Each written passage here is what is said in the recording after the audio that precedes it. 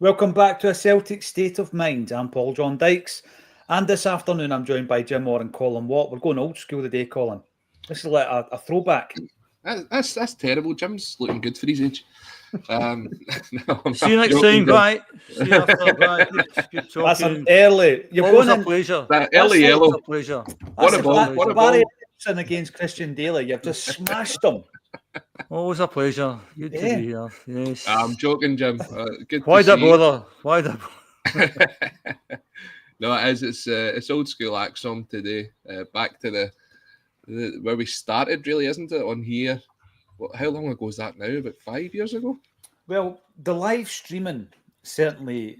We've covered 5 seasons on the live stream. Prior to that, of course, it was all pre-recorded, either audio and a wee bit of video. But yeah, 5 seasons we've covered intricately every single game, every kick of the ball, every rumour, every opinion for the last 5 years. Prior to that, it was more of a once a week podcast. But yeah, what's been the highlight? What's been the highlight of your 5 years doing Acsom daily things? What's been the most controversial thing, or the best thing, or the worst thing anyone's said? There you go. Discuss. That's a great shout. It's a great shout. The best thing, Jim, that Acsom has led to, certainly in the last 5 years, and obviously it's been running for 8, is playing at Celtic Park. There's no doubt about that. That has been off the scale. Sitting here, still can't believe that I did it, and I've did it twice. I say playing. I use the word very loosely, Colin. I can see you're kind of looking there inquisitively. I've heard the stories, Paul. I've heard the stories. Well, yes. These stories do filter in. Chris Sutton has on the grass.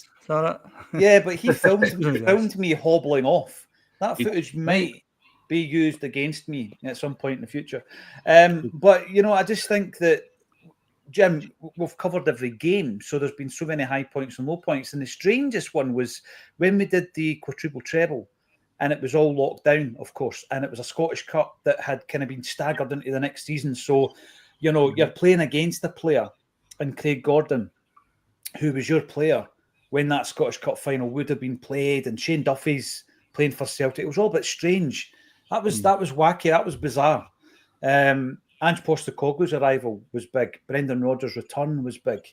Don Mackay sacking. The whole saga around Don Mackay was an interesting one, and I think there's probably a lot more to be discussed on that one at some point in the future once the NDAs have expired. Colin. Yeah, I'd say that the highlight that I'd say I'd been involved in was the first charity weekender. The amount of money that was raised for charity that weekend, seeing it's probably the closest I've seen all of the fan media and fan base come together for that one weekend to raise money for charity. That was a brilliant highlight. It was, Colin, and it's important that you brought that up because it was all about bringing people together and community, wasn't it? And over the piece, that particular charity drive was for St Mary's, the birthplace of Celtic. And we were able to hit over 30 grand collectively from everybody who was watching the charity stream, etc. And of course, we released a single as well the following year, and that got into the charts, albeit number 86. Still waiting on that award from the UK charts. I don't know, a gold disc form, but we got into the chart. We doing all that kind of stuff, seeing Kevin Graham becoming a published poet and all that as well. This is great. This is fantastic. And Kevin will be on the stage tomorrow. I know you're coming along as well, Jim. When Champions League. Choose Kevin. Yeah, choose Kevin. Is that the woman? Yeah. Choose Kev. Yeah. We need to talk about Kevin. So the Champions League night tomorrow night, we're at Gracie's. It's Alan Stubbs, it's Tosh McKinley, and Kevin Graham will introduce us onto the stage in true Kevin Graham style. If you've not seen or heard the poem, check it out. There is a bit of grainy footage. I say that like it was recorded on a Super 8 or something. It was probably an iPhone, and it's out there online. But yeah, loads of high points, Colin. A few low points, but not many, to be honest with you, mate. I mean, obviously the COVID season was rotten, but this leads us on nicely to the fact that a low point, not a disaster, a low point was last weekend. And Jim, going into these games and previously, you have spoken about, cup competitions and how the importance of them is really so that you can win a double or a treble or have dominance. but in the great scheme of things, you are going to lose them here and there. And this isn't ageist, but you might remember some of these occasions, Jim, in the past when Aberdeen have stopped Celtic from winning a treble. This was the third occasion that it's happened. There was 1969-70 and 1976-77, which was the season, of course, of Celtic's double, kind of Jock's team's last hurrah, wasn't it? Dalglish and McGrain and all these guys, Andy Lynch, Pat Stanton. Yep. But we lost to Aberdeen and they stopped us winning a treble. So that takes us to last weekend, Jim. And, going into the game, there was a mood going into the game. What did you think the mood was? Was it overconfidence? Was it buoyant? What was it, or was it flat? What was the kind of mood, do you think, Jim? I think before I answer that question, just talking about highlights in Acsom, I need to tell my wee story about 2 weeks ago. So 2 weeks ago, kind of midnight-ish on the Friday, usual Paul John Dykes text comes in to say that he's just back from a gig with Sutton and Hartson, and he's had an email from Celtic last minute asking for any fan media that wants to come along to the park on Saturday. So who's going to the game and fancies doing that? So I'll do that. That sounds good. That sounds quite a surreal thing to do. So go to the game and you're told after the lap of honour, make your way to gate number, whatever it is. So you all toddle along. There's about half a dozen of us, including young Patrick, and you toddle in and they take you up to the front of the south stand, quite near the dugout, and you're all standing there dead excited, wondering what's going to happen next. And I mean, the pitch is full of players and officials and families and all that. Martin O'Neill's getting interviewed and Sutton's interviewed. So we waited maybe half an hour, and along comes Casper Schmeichel and Arthur Johnson. They just sit in the wall beside you. It's quite surreal. They just sat there. How you doing, guys? This Casper Schmeichel. Fine. And he spoke for about 5 minutes. Intelligent, articulate guys. Took some time out of their day. That was that. And then we were told maybe somebody else might come along. So you think, maybe stay another half an hour. And then Luke McCowan comes along. There's not much to Luke McCowan. He's got skinny wee guys. He chats away. Nice guy. Interesting thing he said was that somebody asked a question about the differences between playing for Dundee and playing for Celtic. And he said a few words, but one was sacrifice, which I thought was quite an interesting word to use, whatever that meant. And we finished with him and then we think, that's us. And then we got the road. So that was quite a surreal thing to be doing, basically on Trophy Day, that you're shaking hands. I think I jinxed Casper because I said, good luck for the cup. So I think I'm possibly to blame for what happened last week. In terms of last week, I mean, in all my years, I have never been to a wedding when there's a Celtic match on. So that was a first for me last Saturday. And I got the invite about over a year ago, and I knew that sounded like my cup final day. And then the fixtures came out, and it was cup final day. And then we get through to the cup final, and then to add insult to injury, you get the email that says, congratulations, in the ballot, you've got a ticket, and I had to give the ticket away. So that was a bit surreal. And every 10 minutes, I would just look at the phone, what's happening, and seemed to be encamped in the Aberdeen half. Check the Acsom group chat at half-time. Nobody's happy, so you're thinking this doesn't sound particularly good. Same in the second half, and then I noticed that they scored. Just the speeches are getting made, Aberdeen score. That's a shame. Got to watch extra time and penalties. And yeah, what was the mood going into the game was the question. I thought we'd hammer them. I think they're a bang average team. And the only way we'd not win is if we beat ourselves. And I think we kind of beat ourselves. You check the socials in the Sunday morning, and it's obviously it's Armageddon, and everyone has to get sacked and Brendan out and all this kind of stuff. And then I did a Paul John Dykes, actually watched the recording of the whole game. And actually, it wasn't as bad as I thought it actually was made out to be. I just thought that it was one of these games where 80% possession. We had 4 times the possession they had, with 4 times the shots that they had, with 4 times the corners that they had. Any other day, you win the game. The 2 big turning points, my pal Casper, he's been easily the most consistent player all season. I know that Kuhn had a good first half, made a brilliant second, but Casper's been the guy. Every game, 7 or 8 out of 10. He doesn't just make a blunder, he makes a horrendous blunder. It's not even a shot. Cross. So how can you legislate for that? Dyson's got the chance at the death. Those 2 things happen differently. We win the cup, we've won the treble, everyone's happy. We didn't play well, but it's a cup final, it's about winning. if they'd won it, that'd have been it. So, to be honest, as you alluded to there, I'd like Celtic to win every game they play. I'd like Celtic to win cups. But if we lose a cup game, at the end of the day, it doesn't take me that much time to get over it. Different with the league, and I've alluded to this before. Being quite old, as Colin said 2 minutes ago. Once upon a time, the Scottish Cup was a big thing. It was a huge thing, like the FA Cup. In fact, back in the day, back in the 60s, the FA Cup was looked upon as a more important tournament than the league. Back then, it was a glamour game at the end of the season. Everyone wanted to play at Wembley when the FA Cup. I hadn't realised the FA Cup was on 2 weeks ago. It was on the same day as trophies. I hadn't realised it was on. That shows you how much interest there is in that.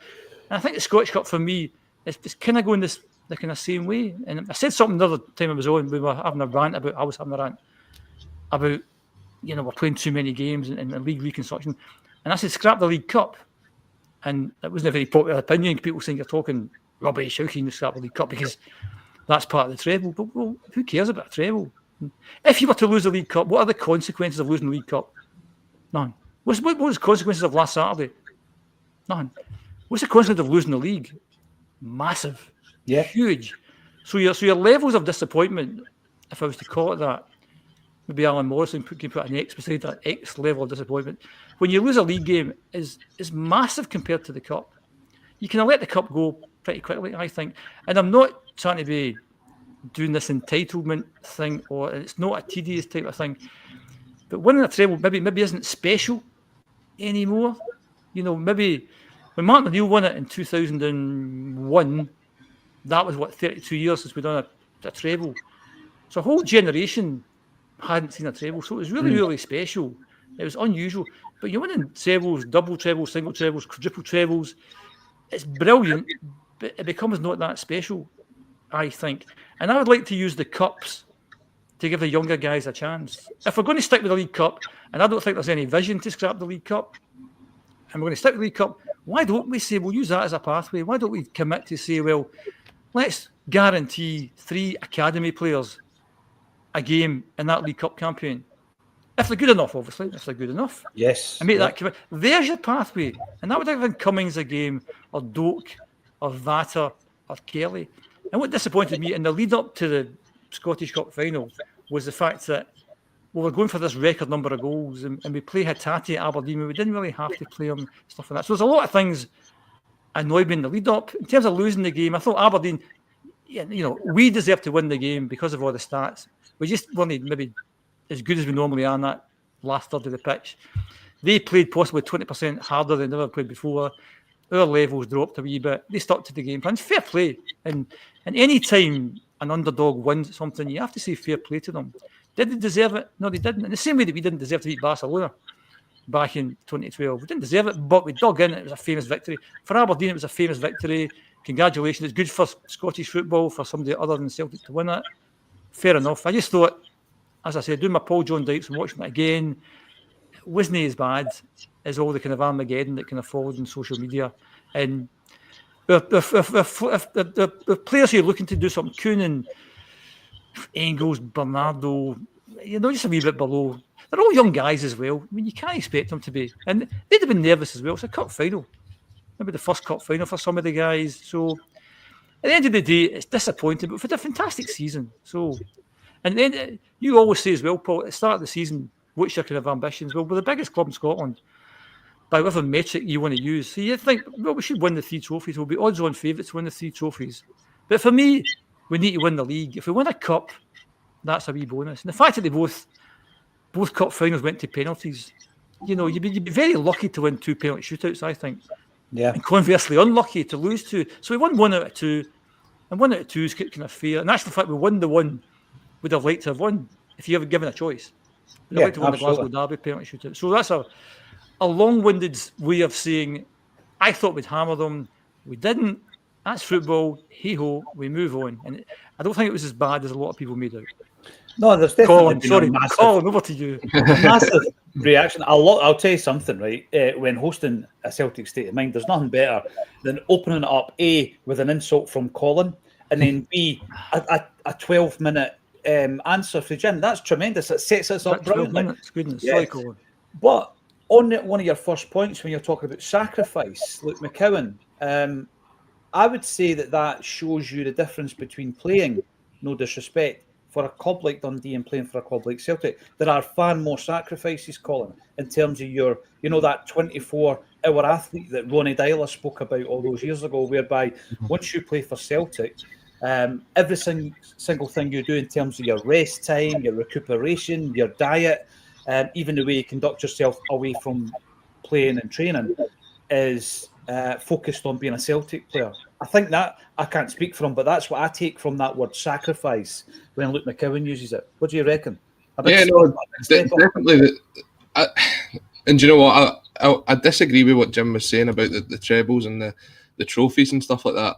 And I think the club would disagree as well. And that comes back to what Luke McCowan was saying, because he's talking about sacrifice. Now, when you're at Dundee, there's a level that you play at, with all the greatest respect to Dundee, but they know that they're targeting maybe top 6 at best. They'll maybe try and have a run in the Cups. For them, the Cups is special. I still think the Cups is special. And where Jim was saying to play the youth, I understand the reasoning behind wanting to get the blood of these players in, to blood them in, to get them minutes. But I think it takes away from the level of the competition. And Jim was saying there that the level of the competition isn't as great as what it once was. But if we were to go down that route and make it less worthwhile, it will come to the point of where Jim was saying previously, let's get rid of the League Cup. Everybody would then get into the sense, yeah, okay, let's go and do it, because what's the point? Celtic's putting their B team out there, Rangers are putting their B team out there. So for Celtic, everything is important. You could see it in Callum McGregor when he was coming off the park at the end of the game. He was in floods of tears, and it's understandable. Celtic set such a high standard on the park. Off the park, we can discuss where the standard's at, but on the park, they must win everything. You hear it from every single player that comes up to Celtic. Kasper Schmeichel did an interview with the Overlap not that long ago, and he said that was the biggest shock to him, was that he was at a team where winning is absolutely everything. Yeah. So the idea of what Luke McCowan's saying, that he's got to change the way he is because if you lose a game for Dundee, it isn't the end of the world. But when you lose a game at Celtic, whether it's a game in the Scottish Cup, the League Cup, the Champions League, the league, even a pre-season friendly, you see the reaction for fans and for players, because winning at Celtic is everything. We have no divine right to win everything, but we have to go out there and put the performance in to give us the opportunity to win everything. And I think for me, that's the biggest disappointment from that game last week, was when we look at the team that finished the game and we look at the performances of some of our bigger players, it really didn't feel like we were putting the effort in that deserved for us to be lifting that trophy. Aberdeen weren't the best team, but they certainly wanted that trophy more than it looked that we did towards the end of that game. I don't think that. I mean, obviously, it's just opinions, so we may have different opinions. I don't think any Celtic player went out there and put less effort into it than the Aberdeen players did. I just think sometimes you have off days, and maybe you could look at the tactics of the manager and the team selection and all that kind of stuff. I don't think any player goes on thinking any player's going to put in less of an effort. They all put a great deal of effort, and Aberdeen would put a massive amount of effort. Aberdeen wouldn't have won it if they hadn't put in the amount of effort that they had put in it. Yep. So I just kind of think that sometimes that's football. You can't win all the time. And I get the bit that, I mean, as a Celtic fan, you want to win every single game that you play. But for me, when we talk about, there's no pathway, would playing 2 or 3 academy graduates in the League Cup not be a pathway? Would that lessen the team? Could we give them 60 minutes from the start? Whether we're playing Hearts at Tynecastle or Raith Rovers at Parkhead, blood them, get them in there. And we've got the big guns on the bench anyway, because we kind of did that against Falkirk, not to that extent, obviously, but when we're losing 2-1 to Falkirk at the start of the season, bring on Kuhn, bring on Udit, we win the game. I just think that I'd rather see younger guys getting a chance. And if we get knocked out the League Cup, whatever, I mean, most teams play their second choice goalkeeper in cup competitions. So they're doing a wee bit of that. I just think they could do a bit more than that, because we don't have a pathway. So what do we do? So unless we come up with a pathway, then giving them a game in fixtures, which I think are, as I said, the consequences, for me personally, because it's my opinion, and I know it's a kind of minority opinion, that if we lose in the cup, then what are the consequences? They're really nothing. the end of the day. And I think we're fixated by the treble idea that, somebody commented that, well, if we win the League Cup, that's part of the treble. But at the end of the day, and this also, we're on, is it 120 trophies now? Is it? I can't remember. Plays 118 across the city. So when you win, these are kind of daffy competitions that we don't need. Trying to score more goals than we scored before, these are daffy things that we don't need. Because what we do need is getting young guys into the team. So how can we do that? Where can we play them? The league's too important. It's far too important. And when I talk about, maybe I'm being a bit flippant about the cup thing. So if we lose in the cup, it takes me a couple of days to go over that disappointment. Nothing you can do about it and move on. But see in league games, me, and I'd imagine most Celtic fans, it takes us a long, long time to get over not getting full points. And the one that always, in recent memory for me, is when it was Ange's first season and Yakimakis missed that penalty against Livingston in the last minute. That's in the back of your mind for months thereafter. That could be crucial. Until you actually win the league and you can forget about that. That's now out of your mind. But all the time you're thinking, well, that could be serious. There's consequences there. And that happens all the time. That if you lose a league title, you don't become, you don't lose that disappointment until you win the title back. That's the time you do it. And for me, that's the league, and that's why it means so much. And the Champions League thing as well, because of the money thing. And what I kind of meant when I was looking back, maybe if you go back to the 80s, was not so much the levels of such, but that if you go back, and I'll maybe pick any year, pick that 85 Cup final, say, go back to the Davy Provan, Frank McGarvey Cup final. Aberdeen won the league that year. We were second. We won the cup. And in those days, winning the cup was just a wee bit worse than winning the league. The league was just a wee bit better. Because Aberdeen would have qualified for the European Cup. We get in the Cup Winners' Cup. The money's the same. You're both in a European competition. There wasn't much differences. But the difference between the Scottish Cup and the league is 100 times. And that's where I'm coming from, that level of disappointment. I want Celtic to win every single game they play, every single cup. But in terms of if they don't win a cup game, my levels of disappointment, my ex-LD is no as high as if it was the LD's got a bit of a sorry, different... Colin, I'm dominating today. I didn't mean to it's all good. LD's got a different tone to it down here. I think it's an alcoholic beverage. Is it? Okay. It's a green-up phrase. Okay. What's that, Eldorado? Eldorado. Oh, aye. Never sampled it. LOD then, sorry. Ex-LOD. See the League Cup? Jim, I know before you even started speaking about your thoughts on the Cups, you said I want to win every game, and absolutely. But what I think the League Cup does give you, because of when it is played, is it can definitely give you this momentum, right? So I use when I'm thinking about this, I always use 2 seasons as examples. The first one was Wim Janssen's season, and I think that the League Cup win actually galvanised the side, and it gave them that, they've won a trophy and they felt like winners, and I think that helped them on and pushed them on to win the league. Ange Postecoglou almost had to win that League Cup. In his first season, there was all these doubters when he came in, Ange who, all this kind of stuff. So it was a massive tournament for us that season. And then the flip side of that was like last season when Brendan comes in, loads of doubters, and you're looking at that League Cup tournament and we lose it. We get knocked out, we get bounced out to Kilmarnock, and you're thinking to yourself, right, okay, so how did that affect our season? Because if we had got that winner's bounce, Colin, we might have got that momentum a wee bit quicker than we did, because it was like post-January before we kicked on. So that's what I like about winning the League Cup, as well as the fact that it adds to a double or a treble or your end-of-season success. And it keeps us ahead of the chasing pack, who I think have won 3 trophies. Jim, I was just going to correct you there, to 120. But the League Cup gives you a momentum early in the season, doesn't it? The point that Jim's making is a good point on getting the youngsters into playing, and the idea of playing them in the early rounds. I remember growing up, and this will show my age, is that when I was growing up, it was the likes of Ross Wallace and Mark Butchell getting minutes in the League Cup at home to Falkirk. I think we're still in Albion. We beat them 8-0. Somebody scored a hat-trick in like 14 minutes. I can't remember who it was. But that was when you had the likes of playing a League 2 team in the early rounds of the Cup. If you look at our Cup draws this year, as Jim says with Falkirk, Ellie Doors, who were probably the best team in the Championship, and probably, I think if they were in our league this season, would have been pushing for top 6 the way that they were playing. I think they played some really good football. We had Hibs, we had Rafe Rovers. Arguably, that's the chance that you give players some minutes, and that's where Sinisalo made his debut.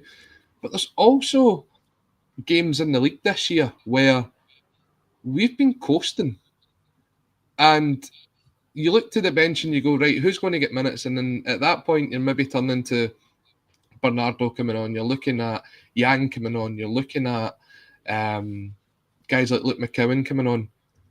Where were these younger players? They weren't even on the fringes of the squad. And it wasn't until the last couple of weeks of the season where we've seen someone like Sean McArdle come into the squad and looked as if he could have a positive impact.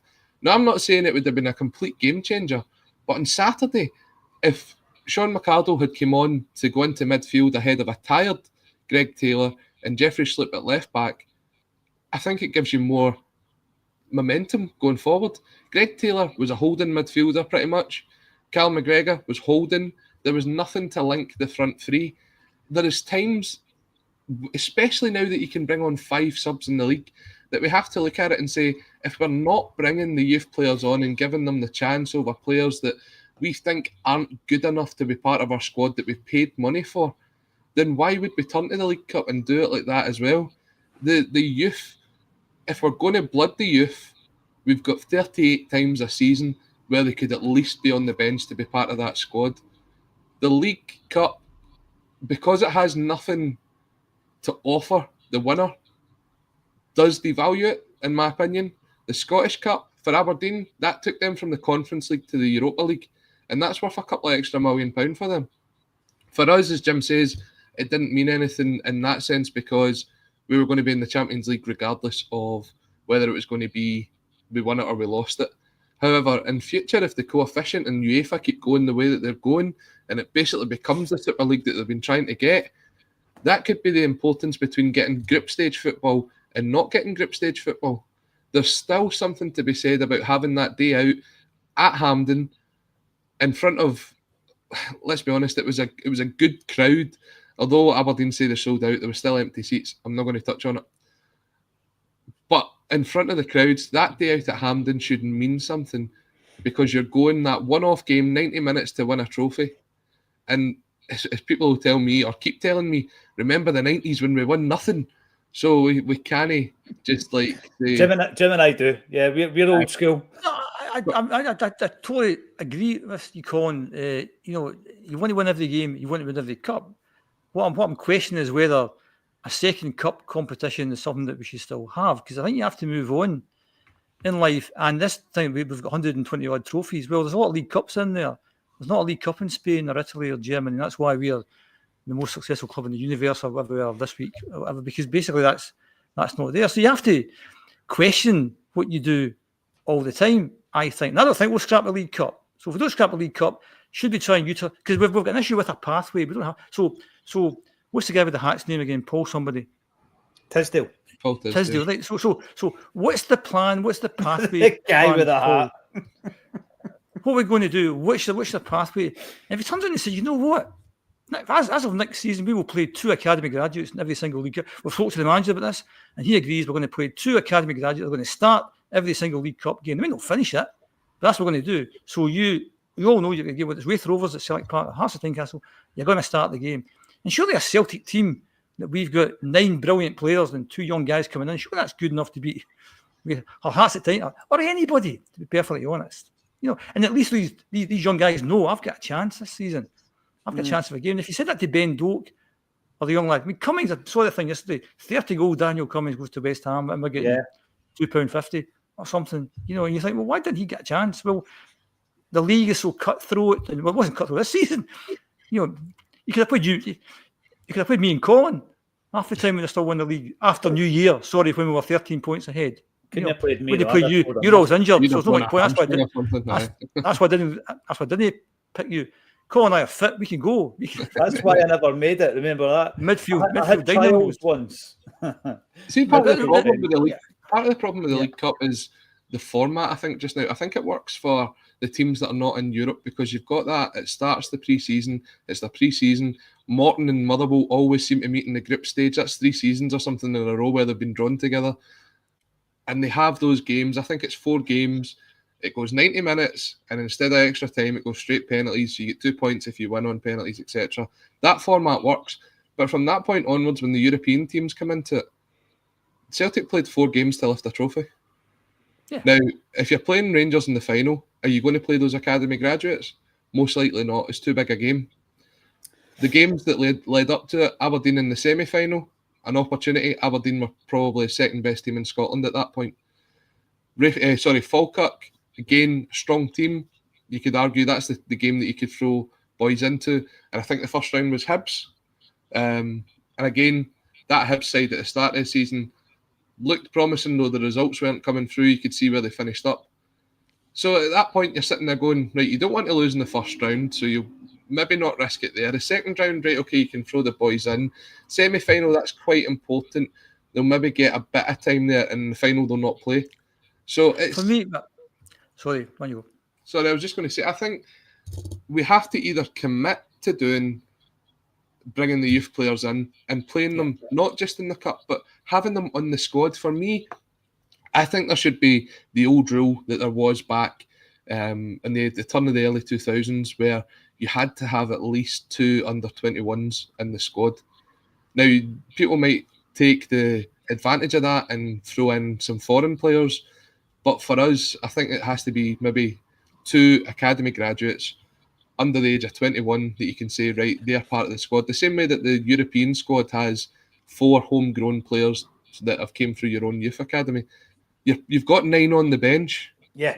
If 1 or 2 of them is a Sean Mercado or a Rocco Vata or whoever it may be coming through, or a Daniel Cummins, I would rather that than watching guys like Gustav Lagerbielke or Mike Narowski sit on the bench and not pick up any minutes at all unless there's an injury.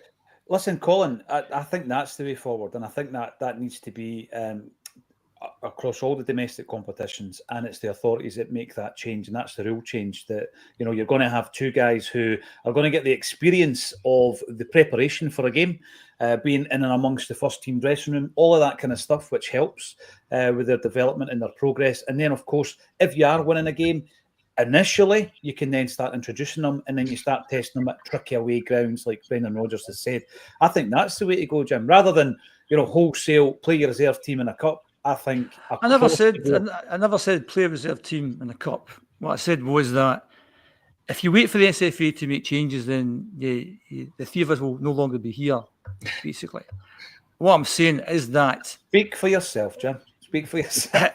No. Take them 50 years to change anything easily. What I'm saying is that, it was mentioned earlier, maybe we should have brought the boy on, Sean Mercado, at the cup final last week. So he's good enough to play in the cup final.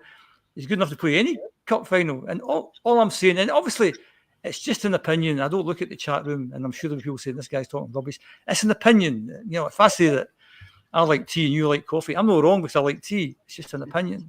And what I'm saying is that if we made a decision as a club to say that as a pathway in the League Cup competition this season, we'll have a go at this for one off.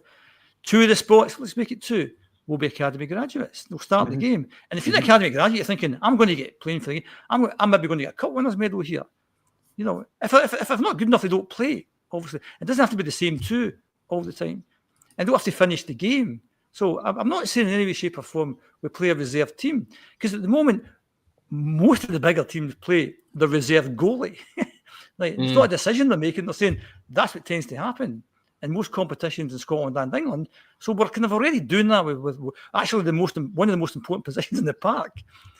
We're letting our established number 1 not play. So there's a risk we're taking. So we're already kind of doing that by saying that it's only the League Cup. So Casper, you take a rest. My mate Casper, you take a rest, and we'll play Sinisalo. So we're doing that already. So when I make a commitment, we've got no pathway. What are we doing? The guy with the hat, what's the plan? Tell us what your plan is to get these guys a game. Because when I saw that thing yesterday on X, 30-goal Daniel Cummins going for was it 500,000, less They get like 300 grand. 300 grand. grand. And what I said, I know I'm having rant upon rant today, and I wasn't even to have that because I was quite chilled out this morning. Sorry. Was the fact was the fact of what I said last time I was on was that on-field success over the last few years it's tended to mask a lot of inefficiencies at the club, be they off-field or be they on-field, about like recruitment and youth development and pathways and all that stuff. And the defeat last week, that's just opened the can of worms and everyone's jumping in. So you then say, well, take a wee step back. How did it happen that we've got a 30-goal striker is allowed to leave for less than 500,000? How did that happen? And then peel back from that and then figure out what went wrong and then do something to stop that, happening again. What's it we're doing to stop that happening? I think when you look at it, Paul, that part of the problem of that is probably our setup with the B team. The B team, I was shocked to see that they're actually committed to playing in the Lowland League next year.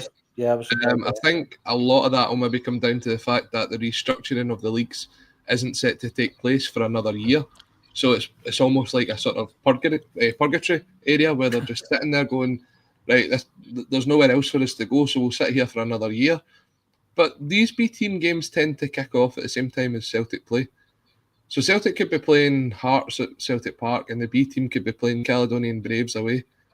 So at that point, the B team manager's going, well, I want my strongest team because I've got a competition I want to play in.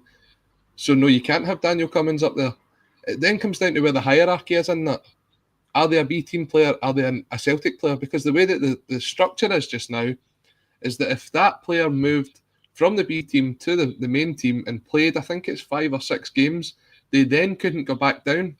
So Johnny Kenny wasn't able to go back down to the B team because he was playing in alongst the first team, and then when he wasn't in the squad, he's just at Lennoxtown. There's no pathway for him. This new pathway that they're looking to introduce, where I've seen that Rangers are looking to tie in with, I think, is it Raith Rovers or Ross County, one of the two? Raith. And they're going to send 5 of their best young players out to Raith next season. Celtic need to look at who they should be doing that with. Will it be now? I think the best opportunity, and congratulations to him, is Mark Wilson getting the Partick Thistle job, because then you've got that connection back to the club. He's someone who was a coach at Celtic for a while, was a coach at Partick Thistle. Now he's the first team manager. He needs that help. Celtic, it's literally just across the city. It's not as if the players have got to relocate. Partick Thistle would be the ideal team for Celtic to pair up with next year. And you could see guys like Sean McCardle and that going out, if they're not going to get the first team minutes, going to Partick Thistle next year. But this, having them in the B team, it does nothing for us. That Lowland League, we can't win it. We can't get any promotion out of it. The guys are playing adult football. I agree. I thought it was a great idea at the time. But the better teams out of that are gone. East Kilbride are away. Bonnie Rigrose are dropping back down, but they're not the team they were a couple of years ago. There's no challenge for the guys there. They finished second quite comfortably. Your Mark Wilson point, I think you've got Bruni, you've got Neil Lennon. There's players that know what it takes to be a Celtic player, Colin, who you could have multiple partnerships with. And I also do like the opportunity sending players elsewhere for life experience, and we do that. We had Mira Wacker, they come back, they've maybe got 80 or 90 games under their belts, which they would never have had of competitive football. I think the Lowland League at the moment, for me, play your youth players in there, but then there's a step up, and that step up is more competitive first team football. That's when you look at the partnerships. For me, that's the way that's going to work. And in relation to when you're looking at Daniel Cummins, we spoke about it kind of long and hard back in January, February time, having done quite a bit of digging into that, and it was a minefield, Jim. It was a minefield as to why that player had not been introduced into the Celtic side. You had the question of, right, you're scoring goals at B team level, is that good enough for the step up? But he was also doing it in the European games. He was doing it at the youth European games. Mm-hmm. His record continued. It was brilliant. But there was a real issue, and I think the big issue with that one, Jim, isn't the player. It's not Brendan Rodgers. It's the academy. It's the people running the academy. Because if in any walk of life, it's about productivity, and you have to say, right, in the last 10 years, here's the products of this academy, would you look at it and say it's good enough? listen, I know there's a lot of good people doing a lot of good work, but overall, is the academy produced enough players? I think we would all agree the answer is no at this stage. And then some people might say, oh, it's a Scotland-wide issue, etc. But we're Celtic. We do have more money that we can invest in the academy. There's a huge investment in Barrowfield. I tend to think that part of that is that there is going to be a different change in vision and approach. Maybe the cat in the hat is part of this, whereby you produce a player, you sell that player for X amount, and I'm not talking about the development fee, and that's a way of being able to not get around FPP spending, but it's 100% pure profit. The thing so if you were to sell a Maloney or a McGeady, Colin, or even one of these guys that came through, like I think $1.5 million for McManus, or these types of players, Craig Beattie, except it's 100% profit because we produced them. And you look at some of the transfers we made last summer, like some Mikey Johnson going, what was it, £2-3 million? The midfielder, I totally forgot his name. Was Boston Lau? Again, £2-3 million. So that side of it works, but there's also the side of it that doesn't work. And I think the signing of Ross Doohan is the biggest example of that. We're at a stage where we let Ross Doohan go because he wasn't good enough. He wasn't going to be third choice. He wanted to go out and play football. And 2 seasons later, we're now signing him to replace Scott Bain.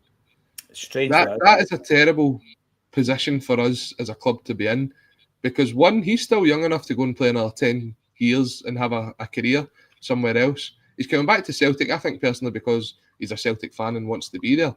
But where's Toby Oluwayemi? Where's Josh Clark? What does it say for the guys coming through? Exactly.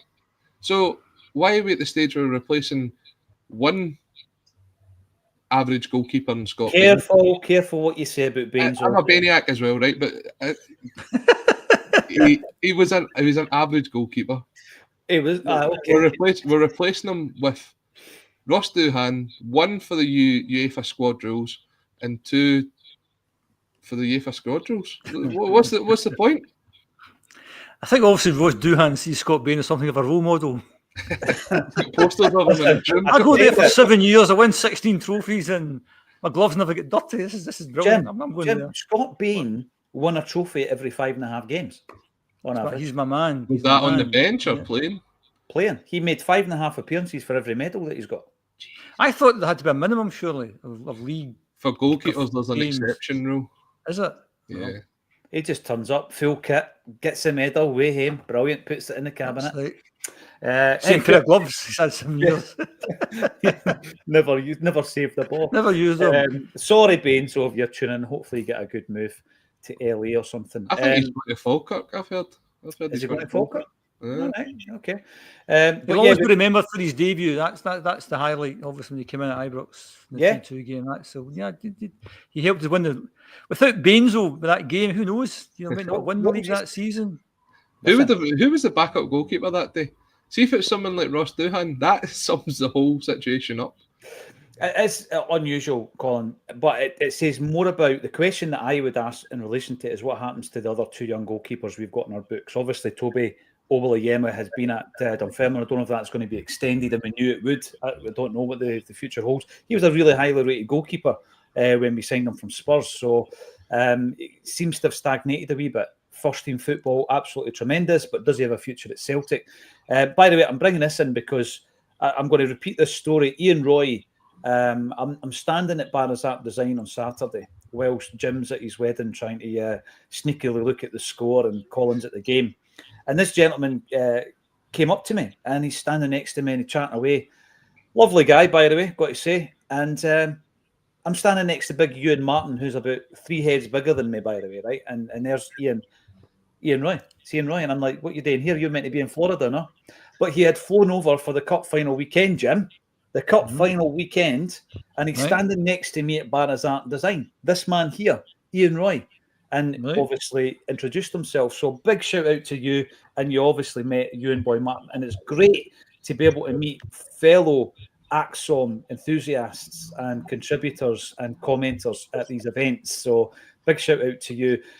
Jay Conley, Jay Larkin, pre-season is vital to players' fitness later in the season. I think you're right. Engels and Ida did not get a full pre-season with Celtic this season. Will it improve their performance next season when they do get one? Let's wait and see. We've also got Hoopy the Doug. Don't like to knock our players, but does anyone think there will be a dramatic improvement in Engels and Ida next season? Dramatic, maybe not, but an improvement, I would say yes. I think there will be. I think the price tag constantly being waved in front of them is something that I think it affects your view of the player. I don't think Engels was dreadful, and obviously you've watched the game back, Jim. I don't think it was dreadful, but he didn't orchestrate the game the way that I think he can, and he's not done that enough this season. I'm hoping to see that next campaign. I think we all want Engels to do well.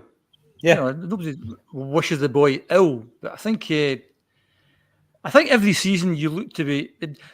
I think the only comparisons you ever make is comparison with yourself. Forget anyone else. And at the end of this season, had we a better squad than we had the previous season? No, we didn't, because Engels isn't as good as O'Reilly, and Ida's not as good as Kyogo. So we went backwards, basically, I think. So that's, for a club like Celtic, that's not good enough. And I think it's going to be difficult. A Champions League qualifier, level of disappointment is through the roof. Should we not do that? And I'm a bit concerned about that because of maybe the second half of the season, who we finished with on the pitch of the cup final last week.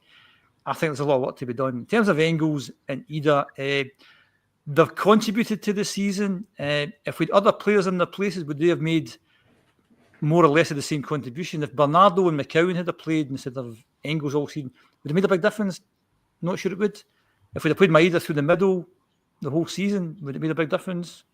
Compared to Ida, not sure it would. So Trusty couldn't even get him. And that's the thing about, you've mentioned before that recruitment is key. And I think, and there's no doubt, I mean, whether you think the current manager is better or not as good as Ange Postecoglou, Ange Postecoglou's recruitment was unbelievable. Yeah. It's 100 times better than the current manager. Particularly that first season. That first season was unbelievable, Jim. Mm-hmm. Picking up players for not a lot of money who made a huge impact and you sold them for tons of money. Mm-hmm. And under the current manager, it's kind of the opposite of that. We're spending big money on people who haven't made a big contribution and whose resale value may not even get money back. So I'm concerned about that. Engels and Ida have made a massive contribution, in my view, to this campaign. I think if you were to look at the goals and assists, because obviously that is kind of base data for a striker, and you're looking at the games played for Adam Ida, 20 goals and an assist, decent return, right, over the piece, particularly in the Champions League. Annie Engels, Bernardo and McKibben, would they have scored as many and assisted as many times? I'm not so sure. And the thing with Engels as well, I agree with you, absolutely not the same contributor as Matt O'Reilly. But we're looking at a Matt O'Reilly player who had been at Celtic for 2.5 seasons by that stage. Mm-hmm. That was his second full season where he really clicked into gear. But I think that's the thing, Paul. It's like you look at Brendan Rodgers' transfer history, and it is a poor success rate. There isn't. I'd say it's arguably less than 25% of a success rate for Brendan Rodgers when you look at both spells that he's been at the club. Ange's was tailing off in his second season. Certainly, the players that he was bringing through. Where does Ollie Burke rank? Top 10. But when you look at it, that's the difference between the two managers. Ange had the recruitment sort of down to a T, especially that first season, whereas Brendan can actually bring on the players. Like you look at the players that have improved. When Brendan Rodgers came in, the players that were key to his success the first time around, maybe 90% is too high, but a large majority of them came through from Ronnie Dyla's era, and he made them better players. This season, or even last season, you spoke about Matt O'Reilly there. We're saying he's good, but he can get better. And under Brendan Rodgers in his first season, he made him a better player. Now we're looking at guys like Engels and Ida, and we're saying, do you know what? They're not the finished article yet. If he can bring them onto that level again next season and make them, if they can get the same jump as what Rio Hatate's had this season and Matt O'Reilly had the season before, then we could see some real quality players. My concern with Brendan Rodgers is when he spends money, because there's too many players that you're going, that's a waste. Like maybe Austin Trusty are saying £6 million, was that worthwhile? Couldn't get a start in the cup final over a guy that should have been playing for the other team because the transfer was 95% done. That's the kind of problems that we need to iron out. And this is where the man with the bonnet, not the good one, the Paul Tisdale one, needs to step up and show why he's called the football doctor. Why we've got that the old boy, David, what's his name? David Platt. Yeah. Platt. Is it? We need guys like this to step up and actually bring in a recruitment, because at the start right now, we're bringing in Ross Doohan, and I don't want to keep touching on it, but that's the only player that we know is definitely going to be a Celtic player next season. Where's the announcement video though? Where's the Doohan announcement video, Colin? I think we've still got to wait till tomorrow when his contract expires. But anyways, we look at who we're linked with just now. Everything is all players that we've been tracking for about 2-3 seasons. Yeah. Nothing to suggest that we've been watching games this year and went, that's the kind of player we want to bring in. He's had a great season. Yeah. I mean, Visgarden is somebody that I think we've been watching since I was probably in primary school. The amount of times it feels like we've heard this name being linked.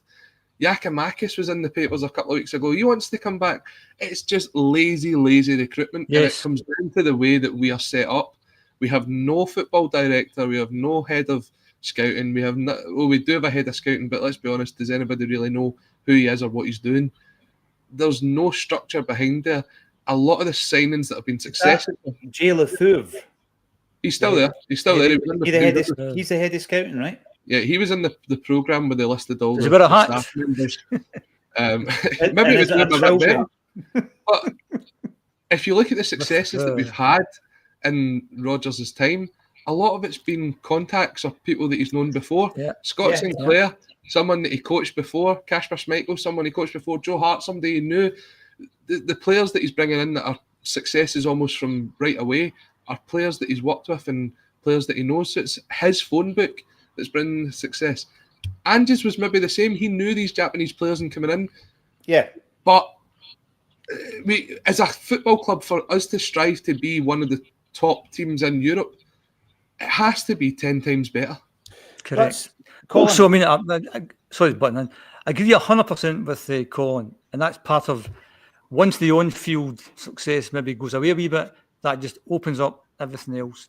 And what I said last time I was on was the fact that if you take the emotion away from it and you take the passion away from it and you sit down and you say, well, we spent £26 million in 3 football players, and then last Saturday, one of them didn't make the starting 11 and 2 of them get taken off after 60 minutes. Even if you knew nothing about football at all, you would question why you'd spent that amount of money if that's what's been happening. So I agree 100% with Colin. And the thing that annoyed me a bit early in the season, that we got Schlupp, and the Schlupp kind of like does what it says on the tin for me. Come in, a bit of a backup to Greg Taylor, got us kind of through the season.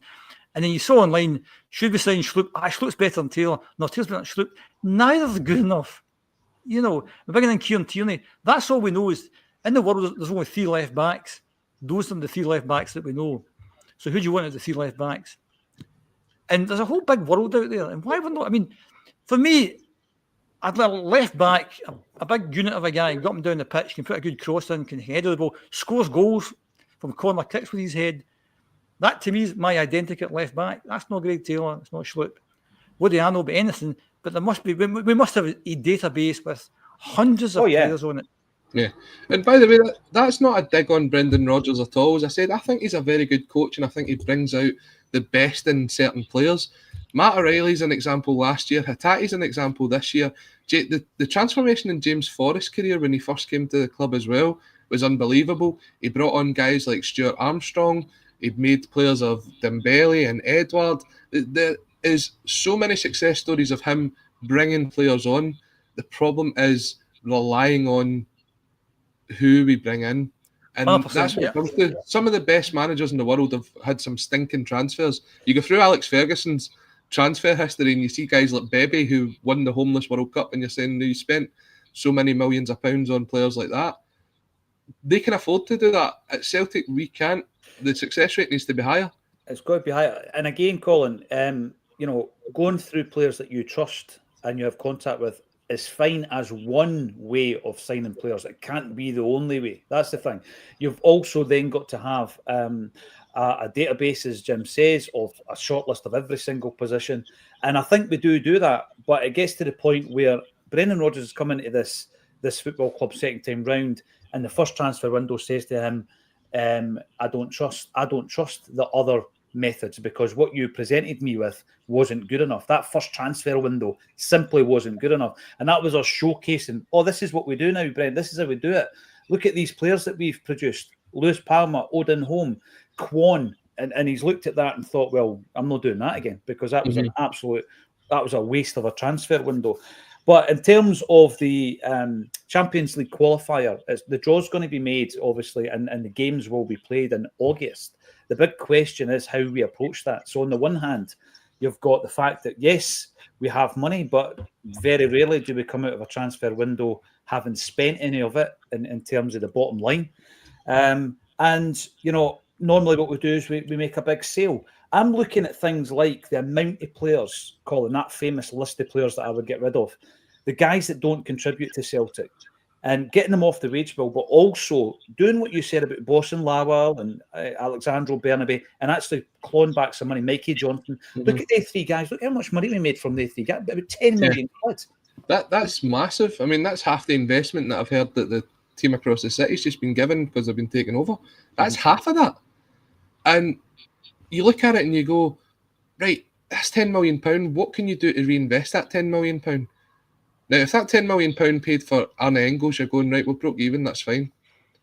Because you've got arguably one player that contributes a lot more than what those three players ever did in their time at Celtic. I'm taking a note of that. I'm using that in my argument as to why Arne Engels is worth 11 million. Look at what we did to buy him. Look at the three guys we sold. But, and as you say, though, that's still having a net spend of zero. Yep. So we're sitting here, we count money in the bank as if it's a game of Monopoly. We don't ever go out and actually spend the money to give ourselves the opportunity. We've always said that Celtic, when they're in a position of strength, don't click on and do the next step to get to that next level.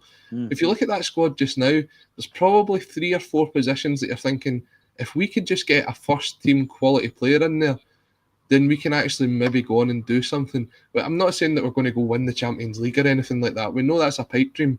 But to compete up to that level that we were at this year, we punched above our weight this year. There's no denying that. When we came up against one of the best teams in Europe, we punched above our weight. But we want to do that on a more consistent basis. So you're looking at guys like Kieran Tierney coming in, you're saying, right, do you know what? That's a great signing. He's someone who's, I think, is he 27, 28? He's got that experience of playing in the Champions League. He's got the experience of playing for Celtic and Arsenal. He's still got a lot to offer. Okay, he's got a bit of an injury history, but I'm sure we can work with that. It's that level of signing you want to be spending the £6 to £10 million on. And we shouldn't ever dip away from going into that market. Just because we've not had the success that we think we're going to get right away, that's still the market we're going to go to. If we go and break our transfer record again this year, let's go and do it. The money's there. As you say, we'd never spend more than what we bring in. The likelihood is we will sell a player. That's just the way it is. Rodgers alluded to that yesterday in his interview with Sky. Yeah. So that's the model that Celtic have got, but we still need to make sure that we come out the transfer window stronger than what we went in it. In January, we did not. In the summer, it looked like we did. That's the difference. We need to do that every single window. Yeah. And if the idea is that we need to change behind the scenes to make it more of an approach where we're using the data and the analytics to find players or create the contacts, that's good. That takes that pressure away from Brendan Rodgers, because Brendan Rodgers at his best is when he's coaching players. I agree with you, Colin. And by the way, when I'm looking down the list of players that I've mentioned, Palmer, Lagerbielke, Welsh, Kwon, Tilio, Novroski, Baines away, Taylor, I think, might be away, Schlupp's away, Holm and Yang. I don't know if there's a £3.5 million windfall coming from any of those individual players, but there will be fees attached to most of them. We even got a fee for a Deguchi, we've got a fee for a Wata. There will be fees attached to all these players. You combine that, you take the money that comes in from Frimpong, who's going to Liverpool, Matt O'Reilly, who might be going somewhere else, and obviously we've got knock-on sell-ons from these guys. You put that together, and what you've got is you've got a basis signing a player who's actually going to contribute to the football club, Colin. Now, with regards to the football doctor, the cat in the hat, and everything else, Colin, we were talking last week about this presentation that no one seems to have seen that he gave to the fans forum. So we're going to try and get more information about that, maybe minutes of the meeting, for example. But this is the kind of thing that we want to know more about. Howard Moon, are we seeded for the European Champions League? Yes, we are, and our opponents could be Maccabi Tel Aviv, FC Bal, Dynamo Kiev, Sturm Graz, or Steaua Bucharest. No, that's the thing, Paul, about the fact that that if we knew in January we were going to win the league, and we knew in January we were going to have a Champions League playoff game. So what did we do? Jeffrey Schlupp on a 6-month loan. That was the time to do something. There's the inefficiency. Because what we're going to do is just, as we know, we're going to scramble about, and we might sign a Ross Doohan here or somebody over there. No big signings until we know we're in the Champions League. So we're kind of setting myself up for failure here, I think. And that's the bit I was saying, that when you scrape away the stuff, you see all these inefficiencies. What was the plan? And who's meant to put the plan together? And have they done that? Because if I'm the manager, I'd have been saying, I want 3 players in the January window who's going to make a difference for us to win that one game. That one game, those 2 legs are worth what? £40 million, £50 million. Yeah. Do you know, going in with it? You're spot on, Jim. You're spot on. There was an interesting interview. I say interview. It was more an article by Stephen McGowan the other week talking about Dermot Desmond and his role at Celtic Park. And one of the things that they were saying is, you only see him when you need to see him, sort of thing. Like, he stepped in and brought in Brendan Rodgers, and he was, as McGowan says, was pivotal in bringing Brendan Rodgers back to the club. Now, if you are going to bring someone like Brendan Rodgers, who is probably one of the best managers in Britain, or a British manager, to the club, you've then got to say, well, if I'm going to spend the money to bring him in, I have to give him the money to spend. But we get to this stage where, as Jim says, you're maybe playing the qualifiers next year and the board's going, we'll hang off, and then we'll have 3 days to try and spend this 20-30 million pounds, and you're never going to get that done. We should have been doing this in January. The problem is now the prices that we're looking to spend. Fiskardin's the main one. He had a great second half of the season. That price that you were going to potentially pay is now doubled. So we're probably not going to sign him. So you're then probably you're looking at another target. You're looking at breaking your transfer record if you want him now, Colin. That's Absolutely. where we are. That's where we are with Kit Scarlett. For me, that's a major issue and a major flaw in Celtic's system, is the risk adversity. They just don't take that risk.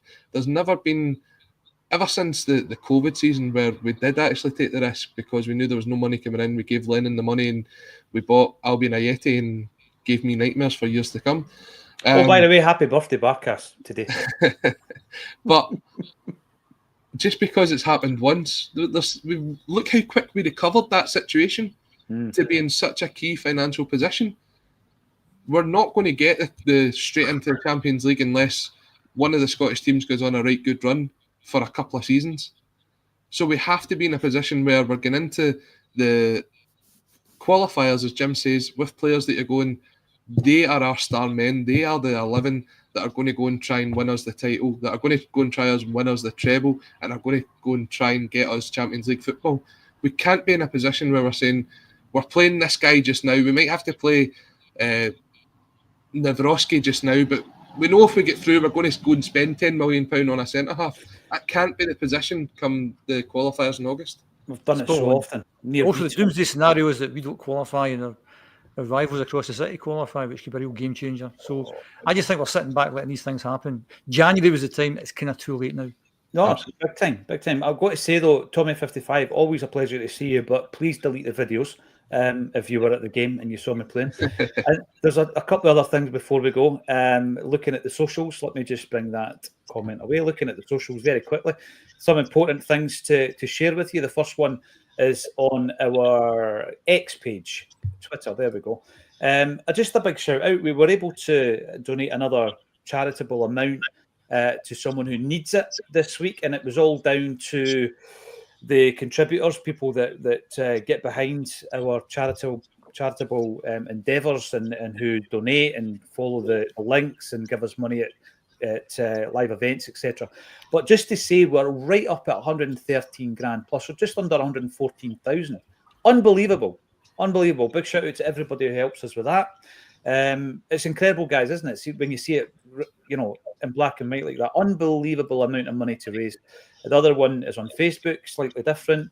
Thank you very much to the Facebook group's Raymond Dog for his incredible bit of artwork, which I might have to get on a T-shirt. Thanks very much for that. It brings back memories before your time again, Colin, when your Christmas stocking was either a copy of the Bruins or Ur Willie. But times have changed. I don't even know if they still do it. Do they still do it, guys? Ur Willie? No idea. No idea. Any idea? Who knows?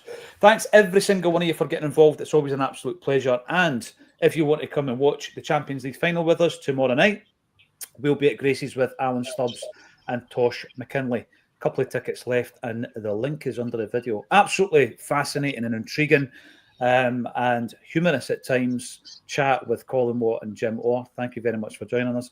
Joining us again on Monday at 12:30 for a Celtic State of Mind.